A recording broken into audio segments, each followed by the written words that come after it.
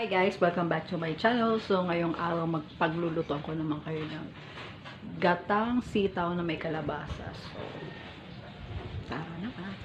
Yung mga ingredients ng bawang, sibuyas, ground pork, kalabasa, and the sitaw. At syempre, meron din dito yung pang talagang huling-huling ano niya. Tara magluto na tayo. So, mainit na yung kawali, no? Susutay natin itong sitaw.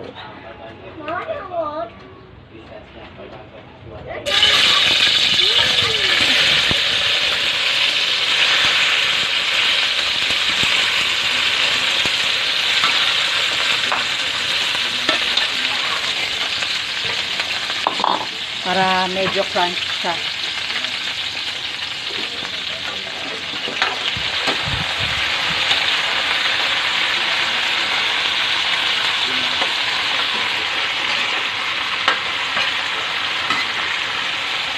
Pag medyo nakita nyo na may pagka-green na siya, ayan. Pwede na natin siyang tanggalin.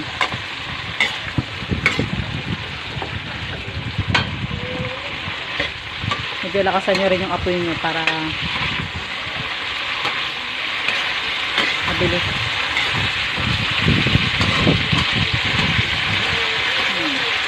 Okay na to.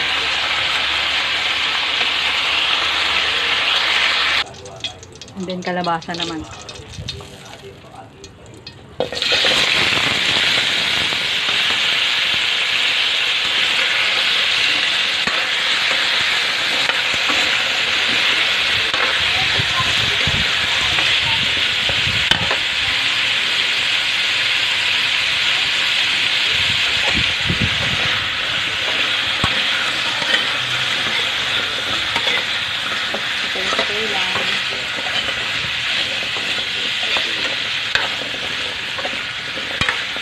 Minute lang natin siyang sasapin na ganito. Pag nakita niya medyo nag-brown na siya onte.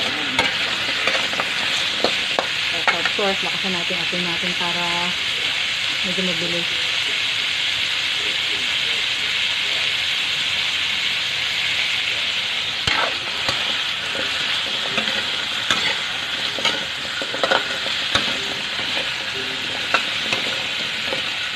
Medyo okay na to.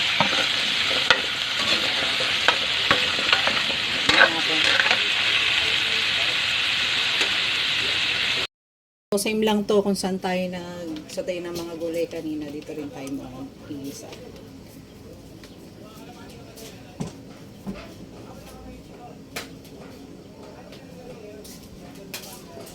Tayo mag-isa.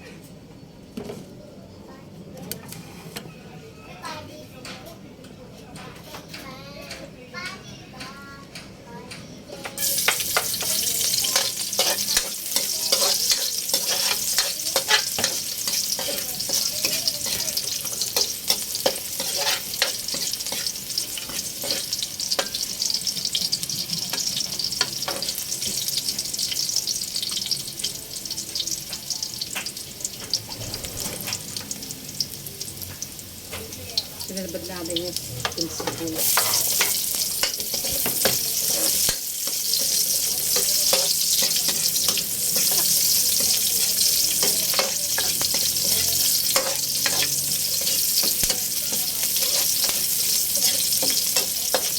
So, pag medyo nagano na yung pagka-violet na, nag-light na, lagyan na natin yung ginilin.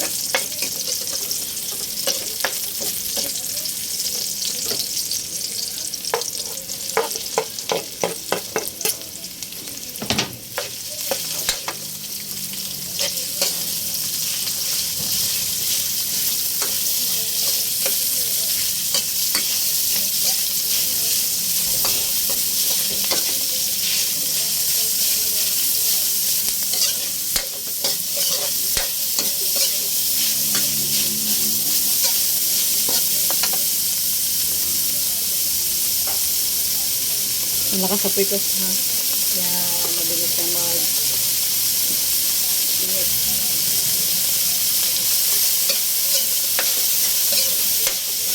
Pag na-brown na po, lalagyan natin ng gulay. Yun na yung Hindi na yung time na magsasabaw na tayo ng gata. Yun yung pinakasabaw niya. Hindi na tayo gagamit ng ibang tubig, kundi yung coconut water lang. Ito. So, okay na na. Bawal na siya. Hindi natin yung kalabasa.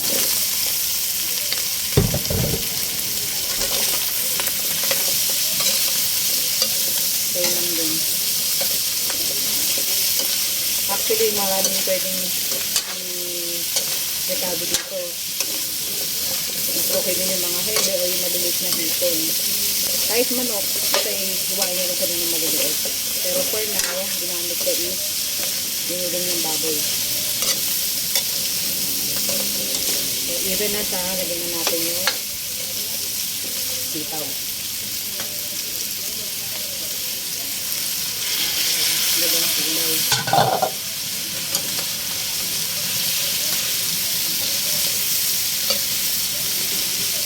Napaka-colorful, no? Green and yellow.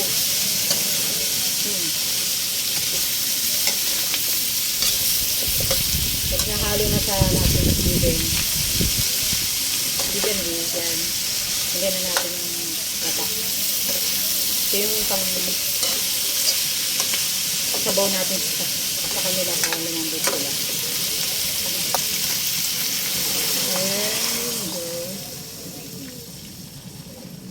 So, maglalagay na tayo ng pork cubes pang palasa.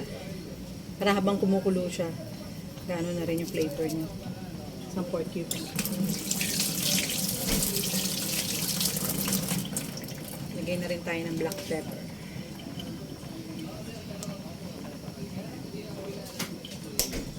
So, haluan natin na onti.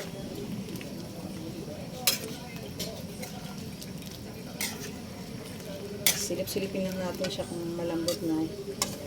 Yung pangalawang gata na ilalagay natin.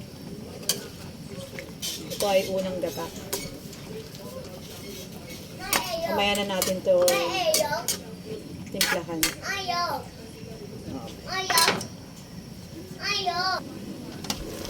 Yan. So, kumukulo na siya. Haluin lang natin yung onte. Usually talaga dapat medyo na-hip-cook niya na to. Onte yung sabaw. Kasi mamaya lalagay na natin yung pangalawang gata. Yun yung magpapalapot dito sa gulay. Patikman lang natin na onte ko na ng lasa. Paalat. So, magdadagdag pa tayo. No? Tapos medyo matigas pa yung kalabasa. Nadagdag na lang tayo ng asin. Kasi pangit din masyado maalat. Iodized yung ginamit ko. Mas malinis kasi yung iodized kaysa dun sa Raxo. Lalo na sa may palengke. Parang may mga buo-buo pang nakalagay doon na hindi mo maintindihan. Hindi kagaya ng Raxo. Ay, yung iodized soap. Talagang pino siya. Na parang halos asukal ng itsura. Gawin lang natin lasa niya. For me, okay na yung alat ha. So, lagyan na natin yung isa. Yung pangalawang sabaw. Pangalawang piga. Hindi na ako gumamit ng o nagdagdag ng tubig. So, talagang kakanggata lang yung ginamit ko. Haluin lang din natin ulit. So, you can see guys, so napaka-creamy niya na. Nakagutom. Ako kasi mahilig akong mamapak ng mga gantong gulay. Kasi hindi ako masyado sa rice. Kaunti. So, lalagyan na natin yung isa pang pork cubes. Habang pinapakulong natin siya. Tumabang siya kasi nga dumami yung sabaw. Sabaw ng kakanggata. Pero ako talaga guys, gusto ko mas ano to, yung malapot. Yung parang overcook lahat. Yun ang gusto ko.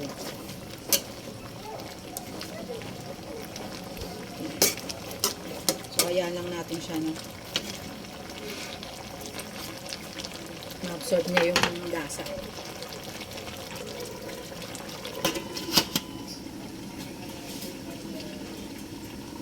Yan, guys. Tingnan natin ang ating gulay. Ang bango ng amoy. Grabe. Panalo. Medyo dali, namatay na po. Medyo okay na rin yung ano, yung kalabasa. Medyo malambot na rin siya. Ay, hindi pa. Medyo matigas pa. Ito, okay na.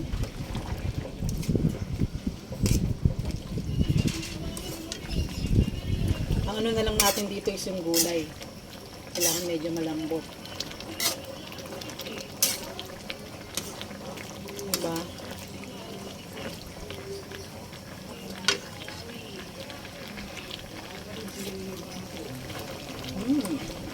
Lasa niya okay na. Sarap. Nakakagutom na.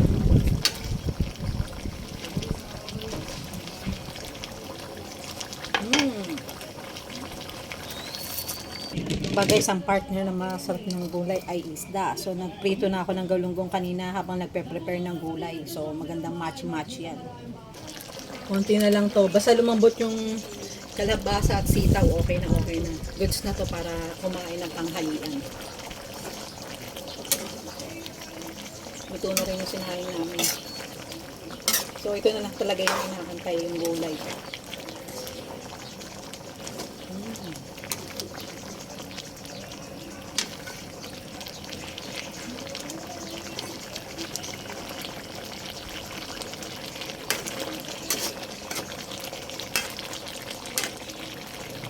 Sarap! Guys, so magpipipi na tayo.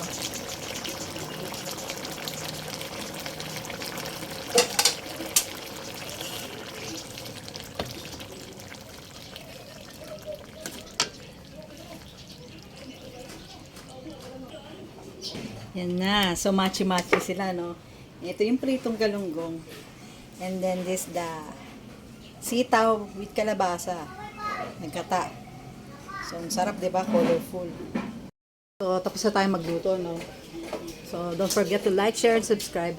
And hit the notification bell para mag-update pa sa mga susunod na videos.